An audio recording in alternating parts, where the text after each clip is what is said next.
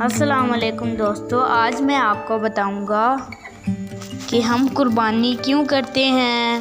یہ بتانے کے لیے میں سناؤں گا آپ کو ایک سچا واقعہ۔ یہ واقعہ ہے حضرت ابراہیم علیہ السلام اور ان کے بیٹے حضرت اسماعیل علیہ السلام کا۔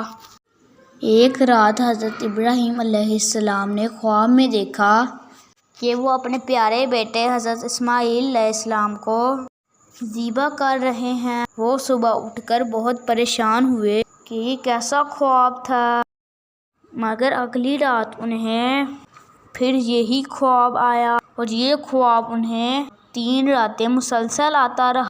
تو انہیں سمجھ آ گیا کہ یہ اللہ کی طرف سے حکم ہے۔ وہ اپنے بیٹے سے بہت محبت کرتے تھے اور وہ اللہ سے بھی بہت محبت کرتے تھے۔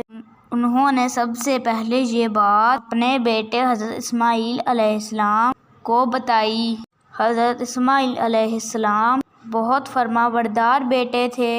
انہوں نے پوچھا، ابا جان، کیا یہ اللہ کا حکم ہے؟ اگر اللہ کا حکم ہے تو آپ عمل کیجئے، انشاءاللہ آپ مجھے صبر کرنے والوں میں سے پائیں گے۔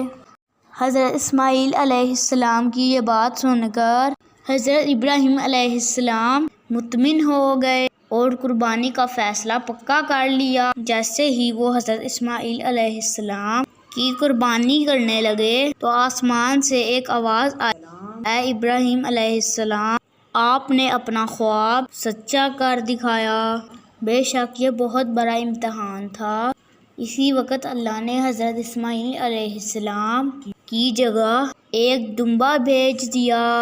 حضرت ابراہیم علیہ السلام نے اللہ کے دیے ہوئے امتحان پر کامیاب ہونے پر شکر ادا کیا اور دمبے کی قربانی کی۔